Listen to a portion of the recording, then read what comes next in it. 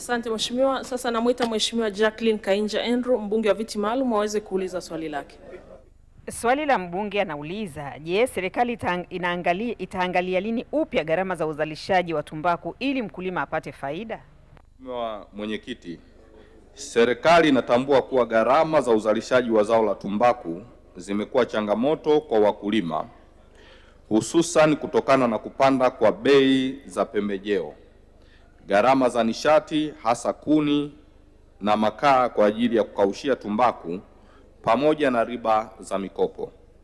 Mheshimiwa Mwenyekiti, serikali kupitia bodi ya tumbaku na wadau imeanza kupitia mjengeko wa gharama za uzalishaji ili kuainisha maeneo ambayo yanaweza kupunguza gharama za uzalishaji, ikiwemo pembejeo, tozo za vyama vya ushirika na mikopo ya benki.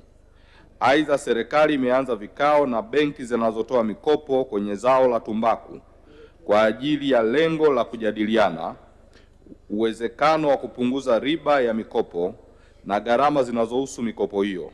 Lengo ni kuhakikisha kuwa wakulima wa zao la tumbaku wanapata faida kupitia kilimo cha zao hilo. Mheshimiwa Jacqueline Kainja Andrew, swali la nyongeza. Asante Mheshimiwa Mwenyekiti kwa kupata nafasi ya kuuliza maswali mawili ya nyongeza. Nipongeze serikali kwa majibu mazuri, lakini kwa kuwa sasa masoko tayari yamekwishaanza na bei iliyoko sokoni inaendelea kuwa chini tofauti na hata bei elekezi iliyowekwa na serikali ambao ni $1.95, na sasa mkulima anapata $1.4.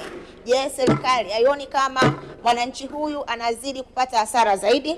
Lakini swali langu la pili, kwa kuwa bei ya uzalishaji haiko sawa na bei halisi ya uzalishaji ya sasa, je, serikali haioni kuna haja ya kuweka ruzuku ya haraka kama mlivyoweka kwenye mafuta ili kumnusuru mwananchi huyu? Majibu Mheshimiwa Naibu Waziri. Asante sana Mheshimiwa Mwenyekiti, nimpongeze dada yangu Jacqueline Kainja kwa maswali madogo mawili ya msingi kabisa yenye tija na faida kwa wakulima wa zao la tumbaku. Ni kweli anachokieleza kwamba kumekuwa na changamoto ya bei kama ambavyo nimeainisha katika jibu la msingi, na ni ukweli kwamba bei ya tumbaku imekuwa ikibadilika kila nyakati, na sisi kama serikali tumekuwa ni watu ambao tunaliangalia hilo ili kuhakikisha kwamba tunaongeza tija kwa mkulima.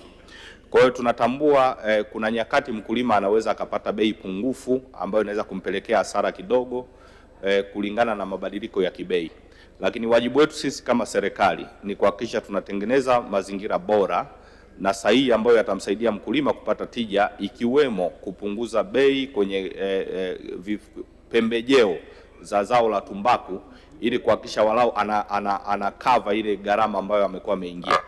Kwa hiyo kwa mfano hili la swala la bei 1.9 na 1.4, manake sisi kama serikali tutakaa na tutafanya tathmini upya ili kuangalia ni namna gani tunaweza kumsaidia yule mkulima.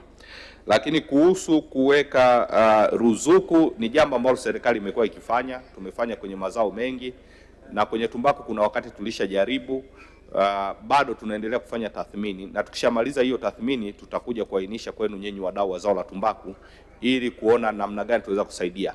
Lakini la mwisho Mheshimiwa Mwenyekiti, kwa kifupi ni kwamba tumeanzisha mfuko wa Agriculture Development Fund, mfuko wa pembejeo kwa ajili ya kilimo, na lengo la mfuko ule ni kusaidia changamoto hizi ambazo zinakuwa zinajitokeza hasa katika nyakati ambazo mkulima anakuwa hajatarajia kupata anguko la kibei.